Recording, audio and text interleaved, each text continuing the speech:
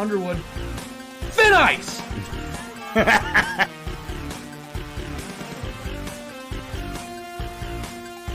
To smoke some weed and shut up. My God. Oh, there it is. Boom! Yes!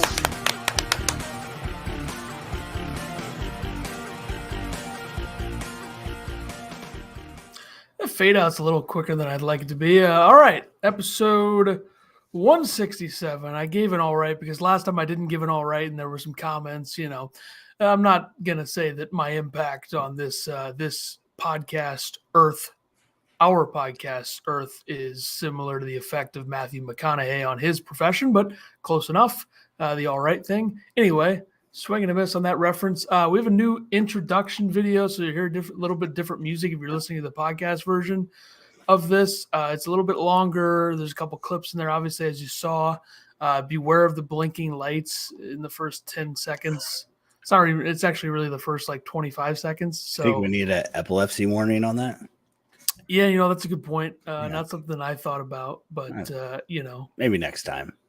Probably not, but maybe. No doubt. So we're fashionably late like usual. If we weren't late, you guys would wonder what was going on. So good point. Yeah. But we're back. Illinois is playing some basketball right now over in Spain. So we got that to talk about. Big Ten's kind of changing up or going to change. And you guys wanted some 2024 class updates. So we got a few quick updates for you on who's looking to come to Illinois, maybe. Not that we know anything special, but there we go. Well, and you don't want to get the hopes up, and you don't want to, like the Merez Johnson thing, a.k.a. I'm pretty confident that he's going to come to Illinois, but you don't want to get the hopes up too high. Yeah, we'd hate to get, Illinois fans hyped up for somebody and then see what happens. That's certainly never happened, right? Yeah, right. Exactly. But this first thing you got here, they College Basketball Report put out that Underwood was the number 9 best dressed coach in college basketball. So I just thought that was interesting. It's kind of changed. COVID kind of has changed everything on what guys wear. Underwood did bring back the jacket this year, but when a guy wears a 3/4 zip 80% of the time and he's still best dressed, I assume it has to do with the shoes, not so much the outfit. But your boy Jerry Stackhouse was number 1. I know how much you love him. Well, well deserved. He tries hard, He does. and 3-piece suits for every game. I also think that he's become, at least in the last year, he was a little bit of he had a better season there. And, some of the distractions that he may have created in years past for Vanderbilt weren't really apparent last season. But I find it interesting that Penny Hardaway's on this list. Not a guy that wears a suit. He used to wear a suit just like everybody else, but he's up there. Rick Pitino was 2, Mike Woodson was 3. Those guys always wear suits. Penny Hardaway 4, and Kyle Neptune was. He does wear a suit, I believe. So yeah. But I assume that Brad made this list because of the sweet sneakers that he wears once in a while. So. Sure. I do also think that if you're not going to wear a suit, you have to wear a pretty sick pullover. I think the pullover plays more than the quarter zip in college basketball. Yeah. And Penny Hardaway does do that. Underwood did that a lot. And Rick Pitino, obviously, we don't know what kind of business he's in outside of basketball, so he's always dressed sharp. Yeah, he's got other plans after the games. So Italian restaurants and such. So we're kind of in the dog days of the off season if we're leading with this. I just wanted to put something else. So you wrote down 2 things, so I thought we'd give a little bit more than just, hey, they played in Spain and they can't shoot. So I suppose, August is, I don't know, I feel like July might be the worst month for college basketball when there's really nothing going on. But I guess the portal has extended that a little bit. And August, you do have the exhibition stuff, I guess, to talk about. So maybe September is the dead month. I don't know. That's probably closer because, he's got to think that kids for class of 24 are starting to make, their top 6, top 5, top 10. So there's a little something out there, but, not a whole lot. Open practice for the media was last week before the Spain trip. So we got to see some video from some of the media guys. Ethan didn't get us an invite like usual because we're apparently not media guys, but it seemed like a lot of them were impressed with DGL, which I know you've been high on DGL this whole time. So I thought it was interesting that Illinois put out a video of DGL locking down Ty Rogers and making him turn the ball over. And of course, Illinois, are we calling it Twitter? I don't even know can I call it Twitter? Well, yeah, please do. If you don't, I quit. All right. I didn't want to get sued by Elon. So, but I thought it was really cool that DGL took to Twitter to say that Ty was the most improved player. And he said that he hated the unnecessary hate and iron sharpens iron. Well, from a freshman standpoint, that's pretty good, especially, what? Especially after he fouled them a billion times. I mean, Jesus. In one play. So that's good to say. Ridiculous. So I was about to drop an absolute F-bomb there, but I didn't. Yeah.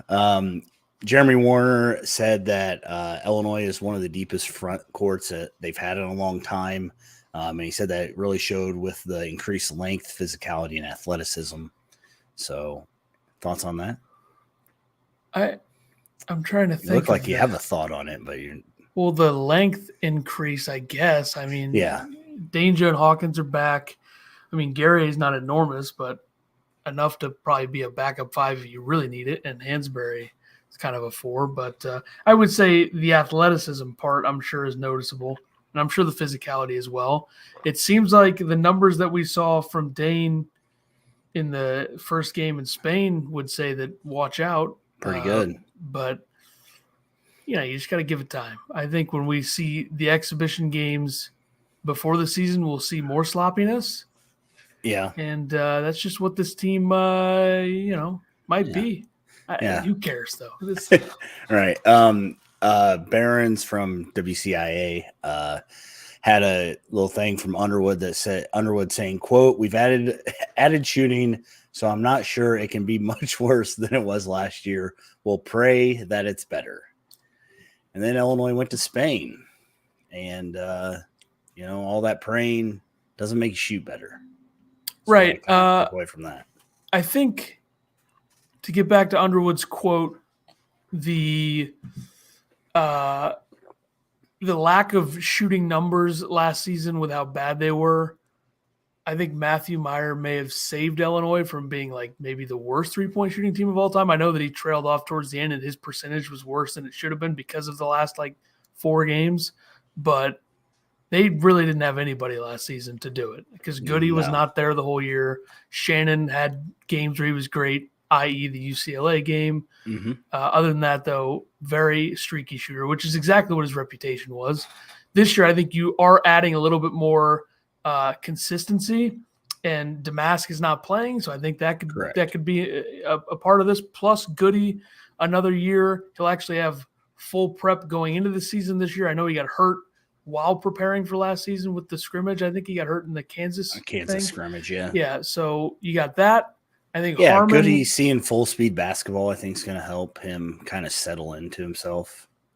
So you replace certain guys. Jaden Epps didn't have a great shooting year. You replace him with with Harmon. I think Harmon's going to give you numbers around the same, if not better. I don't know how many he'll shoot, but that's a factor. I think if DGL continues to impress like this, he's going to get playing time in a significant way, and I'm sure you would think that he'd be close or better to Epps or Clark's numbers from 3, but who knows? Maybe he wouldn't be.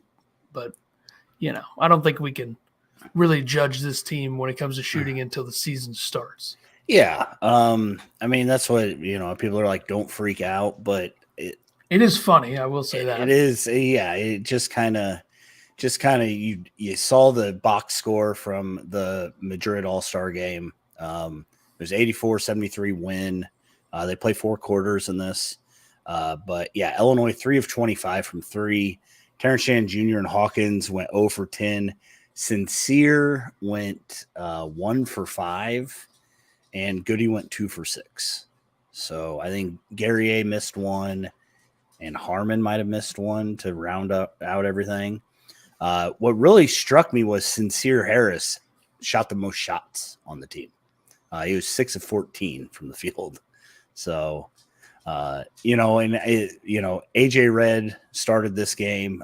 Underwood said that, he's going to play all the guys. They're all going to get playing time. The minutes breakdown was both the freshmen got 11 minutes between Hansberry and DGL. Morietti had 14 minutes, and the rest were somewhere between 16 and 20. So, just kind of spreading out, letting everybody get the feel of everything. I think the more than the threes, the free throw shooting is, because free throws are free throws, right? You're standing at the line, you're shooting free throws. Illinois goes 17 of 31 from the free throw line. Dane Danja goes 2 of 6, and Ty goes 1 of 5, which were kind of the big ones. A lot of guys went 1 for 2. I don't remember the rest because I didn't really write everybody down, but that was Illinois shooting. You're apparently not worried about this. No. Everybody says don't be worried about this. The European teams play defense, so they're there to play too. It's not like Illinois is going through it by themselves out there just playing against nobody. But my thing is like when they showed some of the video from it, the first guy they stole the ball from looked like it was you out there playing basketball. So, well, I wouldn't lose. How the ball. all-star are these all-stars? More of a catch and shoot guy. I don't dribble very much, but I could dribble, I suppose. Jet lag, shooting woes, waiting to see game 2. That's what M. Bratz thinks. Yeah, game 2's tomorrow, I believe. Yeah, 12 o'clock Central. Which what the hell? The Illini Twitter keeps advertising this as if we're able to watch it, which we're not, which is stupid. Right. What is the point in going all the way to Spain without, giving your fans a look? Competitive BS, whatever. Who cares? Yeah, I think they said there were 125 people at this game. Kentucky played on TV. Yeah. Kansas lost the other day to somebody, didn't they? They lost to the Bahamas team, which had 3 NBA players on it. Oh, fair enough then. And they lost by 6, which is actually pretty impressive. Especially with how many new pieces they have. But anyway, Illinois, we'll be fine. Let's all relax. Yeah, so shooting, not great. How about this? 21 turnovers. How do you feel about that? Not surprising. You got to think about how many, new pieces you're trying to fit in, maybe different things you're trying to do in the early, not the early, but they haven't been playing that long. They haven't been back in the gym for that long. Yeah, because these guys don't practice when they're not. They don't practice. In the gym, They don't practice fully together in a game environment. Yeah, 21 turnovers, 10 assists. Terrence Shannon Jr. had 5 of the turnovers. That's just, that's what it is. There's only 2 guys without any turnovers, and that was Harmon and Goody. So Harmon, point guard, maybe? No, probably not. Terrence Shannon led the team with 4 assists. Morietti and Rogers both had 2. DGL and Guerrier both had 1. So seems like there's a certain section of the fan base that maybe you're a part of that is, really taking a lot away from this. I'm not taking a lot away from it, but I think that it's funny that it's literally, it looks like the team from last year. That's what I think. Well, it might not, from a box score perspective, maybe, but maybe on the floor, it doesn't look the same. That's true. It is the same coach, and there are a lot of players back, although, there are a lot of new players in the mix. But Tim Anderson actually coached this game, so maybe that was the problem. Well, part of the staff for a while. It counts. A different assistant's coach in every game, so that's good. Jeff Alexander game. You looking forward to that one? I think they might score 100 points. So given the brilliance, Yeah. And Moretti might have 30 and 20. Okay. You think Moretti plays 40 minutes that game? At least. Jeff Alexander can say that's my guy. He might play 2 minutes after they're done, just to add to the minutes. That's fair. That's fair. You already talked about Domask. He is out with a hamstring issue. Underwood said he's had a lot of injury issues this offseason, so hopefully he can get healthy. Again, Illinois could use some of his shooting, and we'll see what happens with him. If it gets worse, gets better. Don't know when we'll know, how bad it is, but I'm sure they're keeping that close to their chest. But yeah, so they play tomorrow against Valencia at 12 noon our time. I think it's like 7 o'clock there. Yep, and of course we can't watch it, but glad the Illini Twitter admin keeps throwing it out there that they're playing. Yeah, thanks guys. Yeah. Give us the 3 2-second clips of the game. So yeah, don't look much into it. Those numbers are not great, but it's early and they're in Spain. And like Imbrat said, they had to fly to Spain. Hadn't they been there for a few days before they played though? Still doesn't matter. Yeah. That's a big time change. Yeah. I get jet lag going 2 hours behind. That's a you problem. That's true.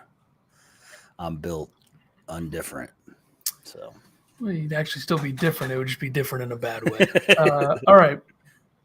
The Big Ten continues to evolve, and as we've known for a while, UCLA and USC are on the way next season. And it seemed at one moment the Big Ten was going to further expand. It seemed at another moment that the Pac-12 was going to survive, and now it's not.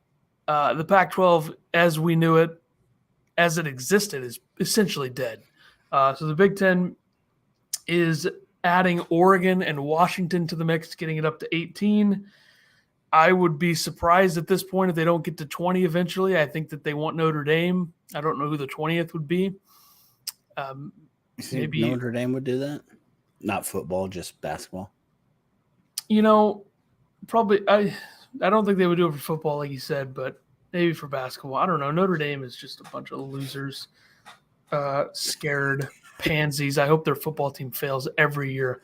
But I don't know. Maybe Florida State. I know Florida State's got that Saudi money coming in or something, so who knows what they do. But the big takeaway here is that geography is dead. Yeah. Except for the Big East, pretty much, which still the Big East has DePaul. So yeah. What are they going to do about basketball when they have 18 teams or 20 teams? Like, you think the Big Ten's going to become a divisions? 13-bid league, and yeah, I think they would have a couple divisions. I would think you have to. I don't see how you don't. I mean, I think whether it's 9-9 or 10-10, they're going to do it, right? I mean, how could you not? Yeah, I guess. And then you just play. Do you play everybody twice in your division, or do you have some off games against the other division? I think that if you're going to do, I guess they'd still be doing 20 games, that you do 8 games. So if it's 9-9, you play the other 8 teams in your division twice, and then you play 4 games against 4 teams in the other division. And if it's 10-10, it would be 9 twice and then 2 or something. I don't know. My God, college sports, it's tough. It really is. So pretty much you look at the Pac-12 now. Let me see if I can pull this up. So you pretty much have, 4 teams left in the Pac-12 now with Oregon State, Washington State, Cal, and Stanford, because you have UCLA, USC, Oregon, Washington to the Big Ten.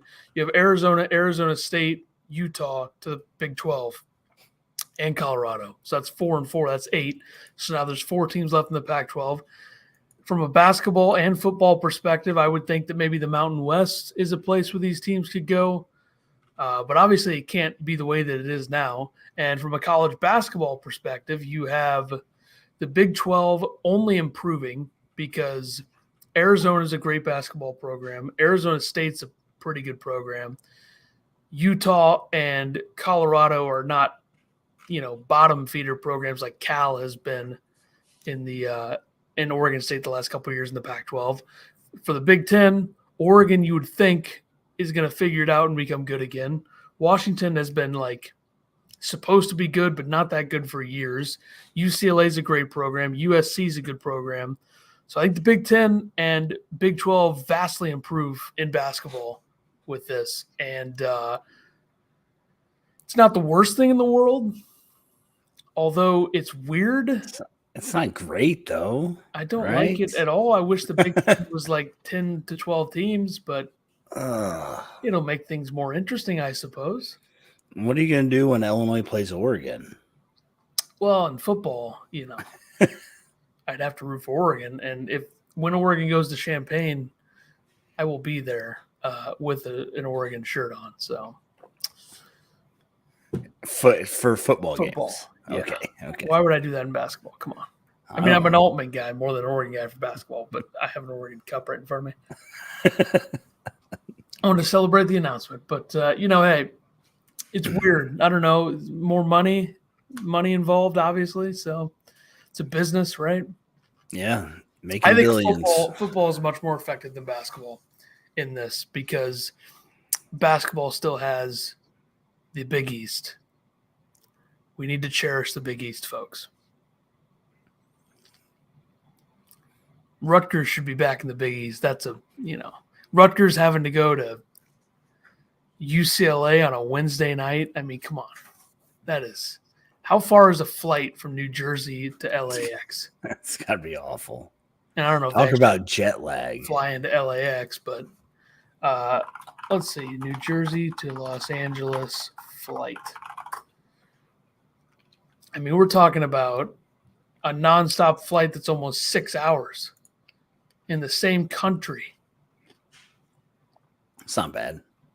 It isn't that bad, but still, it's not what you want when you're playing a conference game. It's true.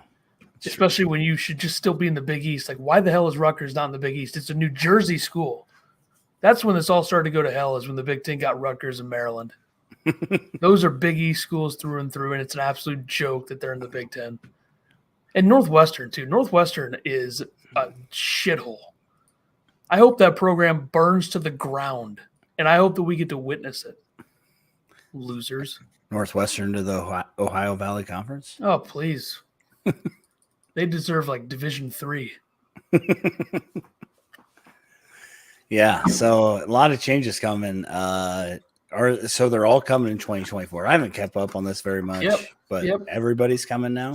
So there was like a good window there. It was like, okay, the Pac-12 might survive another 4 or 5 years. And then like an hour later, Oregon and Washington are gone. Arizona State, Utah going to the Big 12. Pac-12 is down to 4 schools, and 2 of which are just terrible programs at this point. I mean, Cal is kind of on the rise a little bit with Mark Madsen in there, but Oregon State's been terrible for a couple of years, at least from a basketball perspective, those 4 schools. Stanford hasn't been good in football for a while. Cal hasn't been good in football for a while. Washington State's pretty good. Oregon State's pretty good. I don't know what's going to happen to those schools. I would think the Mountain West is where they go, but then it's like the Mountain West isn't really it's not a Power 5 football conference, so they're in a tough spot. I don't know what they're going to do. Maybe you just have a 4-team Pac-12 and you have some fun in football, at least. Would you call it the Pac-4 then? They actually need to get 2 more teams called the 6-pack. So Gonzaga is a team that could go to the Big East eventually. That's something to think about. What? Gonzaga is going to be in the Big East or Big 12 at some point in the next decade. I guarantee it. That sounds terrible. I don't know about I think they were talking to the Big 12. Could they still call it the Big East? I mean, they have DePaul. Is DePaul East at all? I mean, it's more East than West Coast. Yeah, the Big Ten. The Big Ten is supposed to be built on, Midwest. That's right. Central America, and now we have a school from Oregon, which is way up there, and then 2 schools from California, and a school from Washington, which is way up there, a Pennsylvania school, a New Jersey school. Nebraska is, fine, whatever, but they, who cares? This all started with Oklahoma and Texas going to the SEC. This is where this all started. And college sports as we knew it or know it, better enjoy this year, because this is pretty much – it's not even – the conference alignment now is not even that great, but it's about to just get so much worse. And, I think the dream of Kansas coming to the Big Ten is probably dead. Maybe. I don't know. I feel like Kansas Who knows, actually? I mean, I don't think any dream, like Michigan and Ohio State could be in the SEC in like 3 years, and I wouldn't be surprised. But if you're an Illinois football fan, you got to be annoyed at this because just as the program gets back on the rise, you now have the conference getting seriously Really good harder in football. schools, Yeah. So, I mean, all 4 of the Pac-12 schools coming to the Big Ten are good in football. Yeah. Like Oregon is, they've been really good for a long time. USC's been back on the rise, although they always find a way to choke in the end. These days, UCLA's got Chip Kelly, so they'll be in the mix, and Washington's been a pretty consistent program for several years. So this all sucks, to be honest. I don't know. There's nothing you can do about it. Yeah, and I get the sense that our audience doesn't care about any of this, but Probably not. I care a little bit because it's going to make things a lot more complicated to keep up with. Because, I mean, the NCAA, if they expand the tournament, I might be done with college basketball. I got to be honest. I don't think I can handle that. If they expand the tournament. Are you announcing your retirement? If they expand the tournament. Basketball? Yes.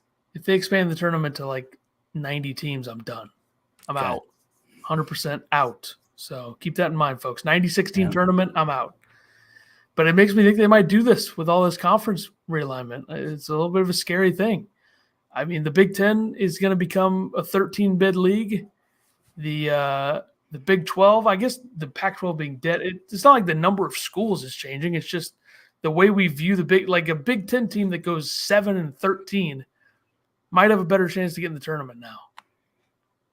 Unless I'm just thinking of it that way and it's not true. I don't know. I mean, close enough, right? Feels like it would be that way.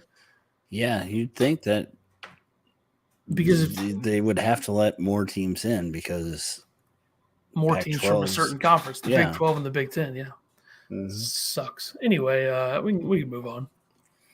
Yeah, so you guys wanted us to do some 2024 class updates.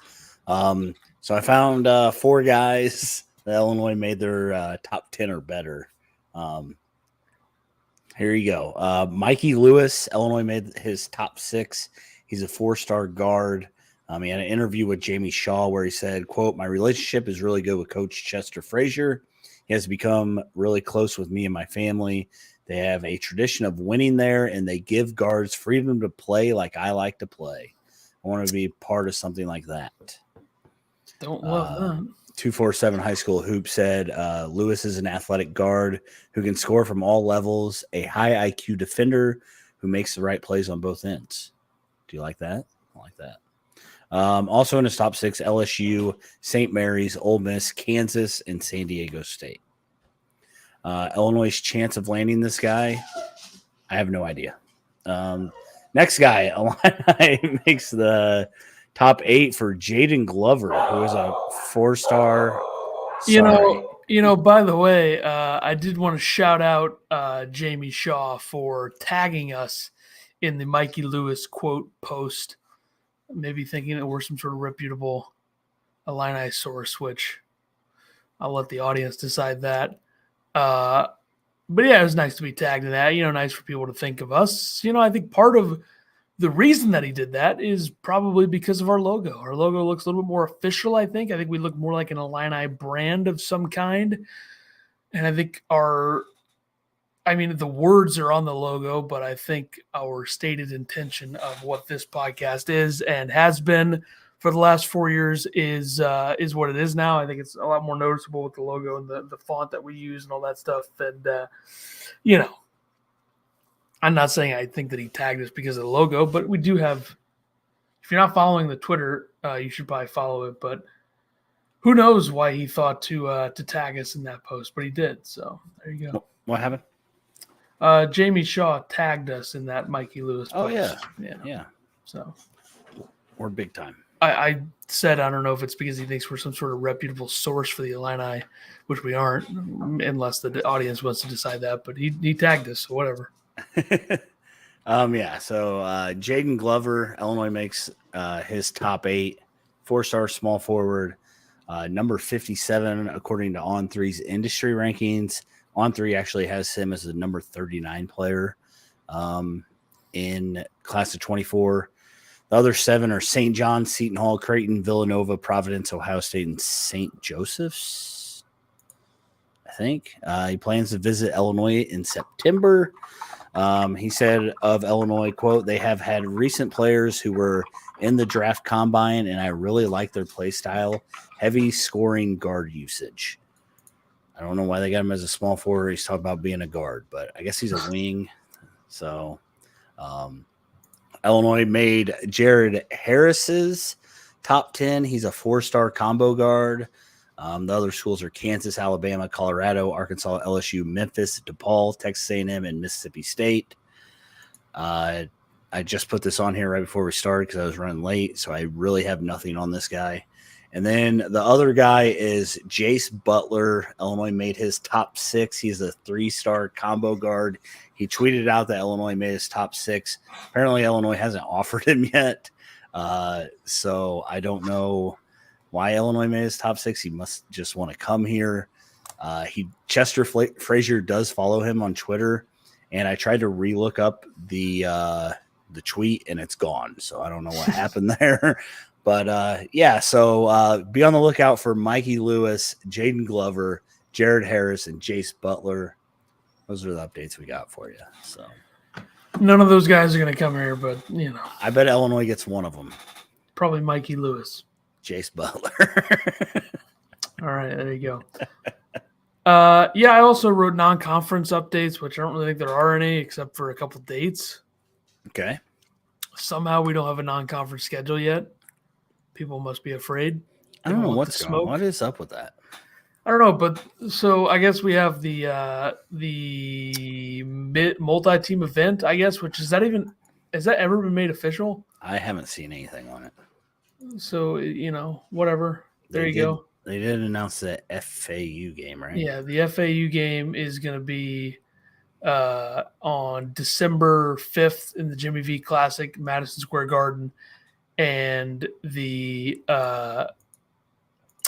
same week that they play Tennessee. So they got both of those teams in the same week. So that'll be a good challenge, similar to the even though the Texas UCLA thing last year was a little bit more separated. This is close together. They also have Missouri, obviously. They have Fairleigh Dickinson. They have Colgate.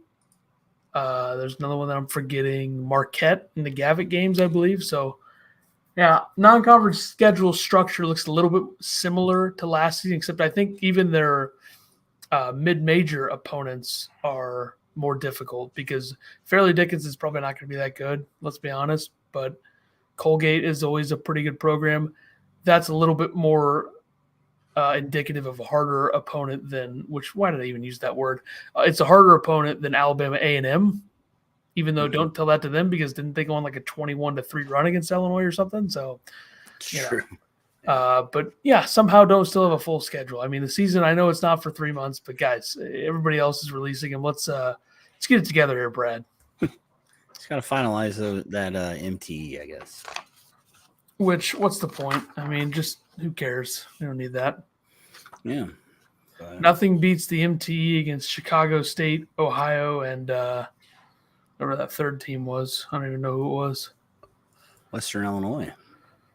No. I think it was on there.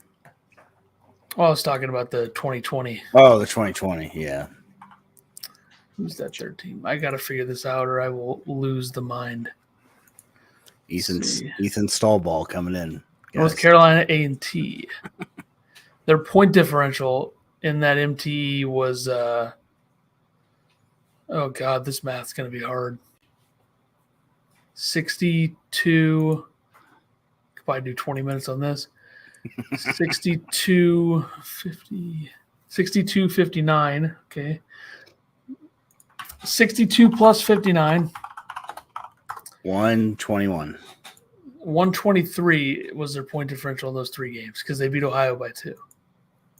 So that's so useless for this, but there you go. If people forgot about that. We could take your comments if you have them before we go. Yeah, you guys got any questions or concerns about Ethan? Probably they do, but I will say this. We'll probably be back in the next 25 days because I think We can recap the Spain trip after they play. What do they play? 2 more games there? I believe so. And then we can hopefully have a non-conference schedule by then. And I don't know what else would be there, but something else would probably be there. Yeah, we could find some stuff like, top 10 best hairdos in college basketball or something. Yep. All right, guys. Well, that probably wouldn't land. Yeah, I mean, I had another thought come to the mind, but it slipped away. Oh yeah, the conversation on Twitter about Illini football and me tweeting about Illini football. Your thoughts? Toss the read. What'd you say on Illini football? I don't even know what I said. I think I said, does it make their schedule for 2024 harder or easier because they got to redo the schedule, and their schedule for 2024 a couple months ago was already really hard. They were supposed to play Ohio State, Michigan, Penn State, and USC. And then you said that this is a basketball podcast or something. Because it is.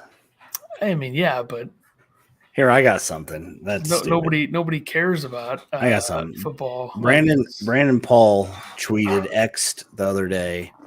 He said, "I'm saying, when are we doing an alumni basketball scrimmage? What players would you like to see suit up for the orange and blue again? What would be your players to come back to an Illini basketball scrimmage, alumni game?" Speaking of, how come they got out of the TBT? Because nobody cares about that? I don't know. I think Michael Tulip was the reason. Yeah, I mean, I can't stand that kind of stuff. I mean, it's so stupid. You don't like watching old guys play basketball? Not at all. They should let me play. Make it to the league. Some of them did.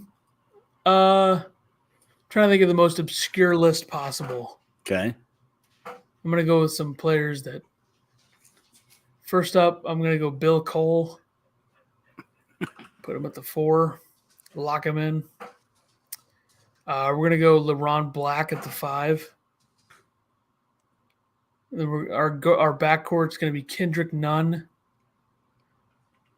Ravonte Rice, and then we're just going to toss we're going to put Mr. Luther Head at the 3. Get an actual good player in there. Okay. I mean, Rice and Nunn were fine, but, right. Really no point guard on that squad. I guess Kendrick Nunn will be running the point. Honestly, if I really had to choose, I would just go with the entire starting lineup from 05. You think those guys can still ball like they used to? If they can't, then what are we doing? Do you think those guys versus like a team of guys in the last 5 years would beat the younger guys? No. You don't? Darren Williams has been out of the NBA for several years. Who knows where Luther Head is right now? D. Brown's been coaching and not responding to my DMs. And then, the other fellas, who knows? I've been watching Suits, and they actually dropped Darren Williams' name.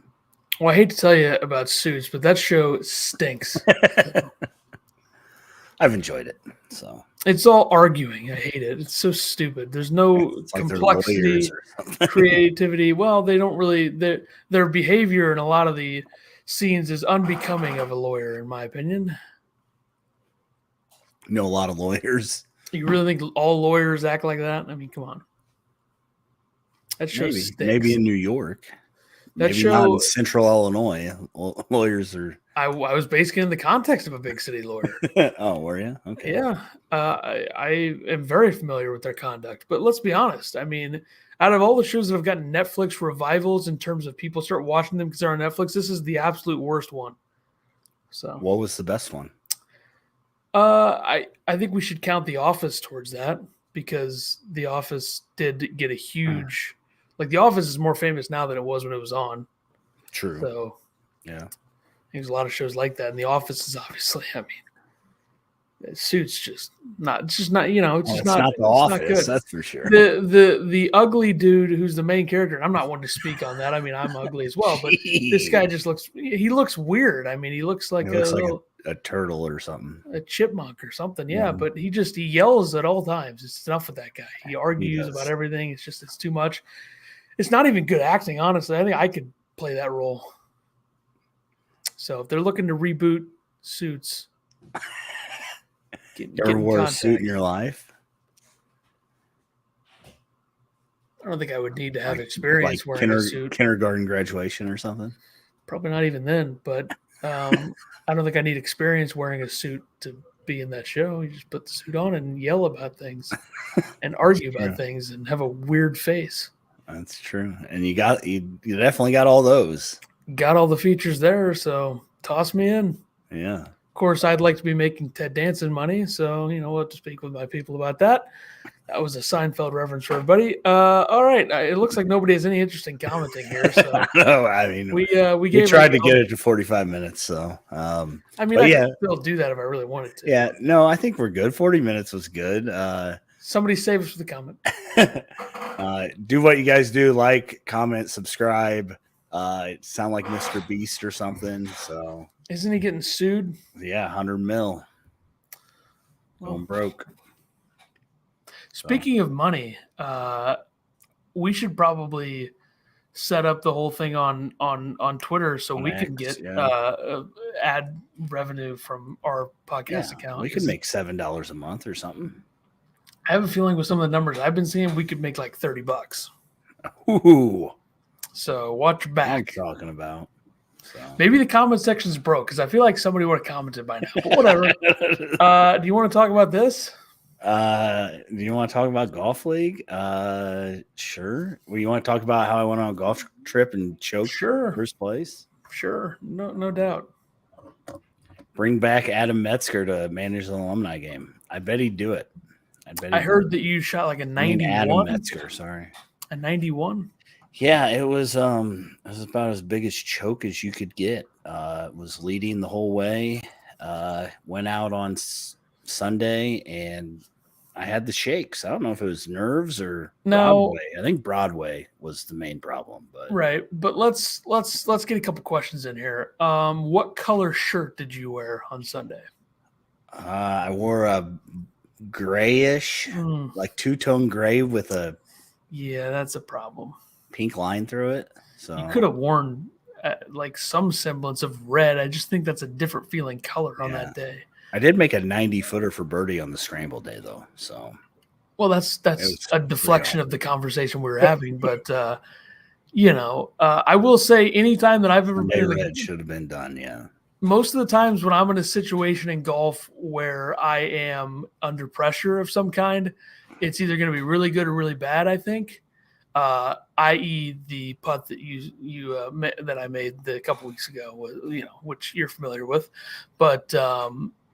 And then there's a couple other situations where the shanks come into play. It just is what it is. I just don't know what happened. Like, I was striking the ball so good. I'm like, man, why'd I just order new golf clubs? And then on Sunday, all I was saying was, man, I can't wait for those new golf clubs to come. Because it's never the player. It's always the equipment. Squared Circled Square says 2 words, national championship.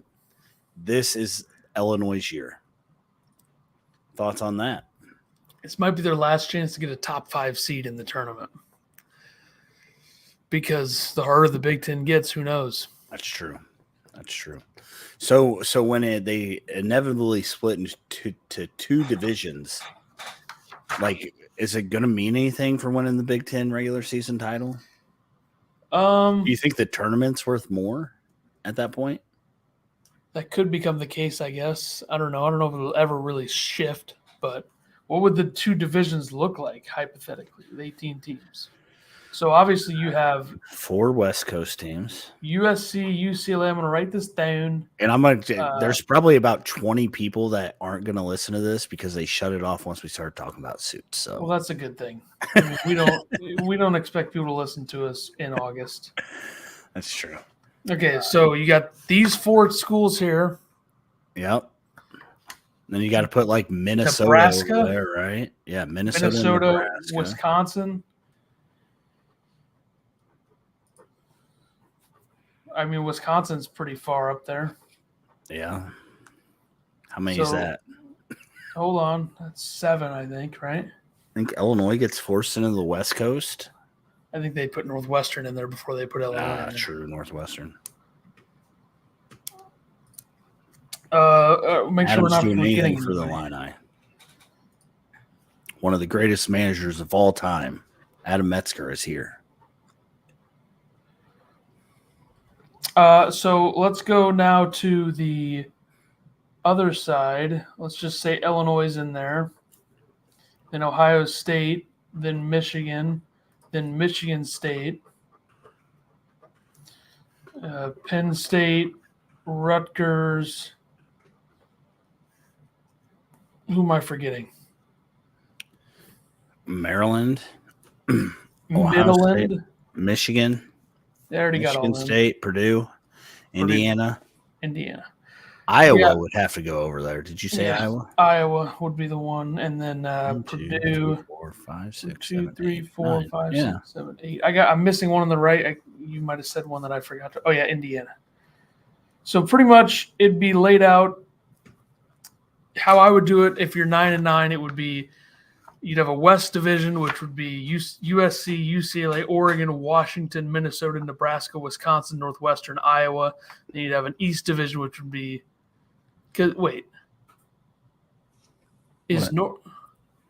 Northwestern is more east than Illinois. That's what I was going to say. Yeah, it is.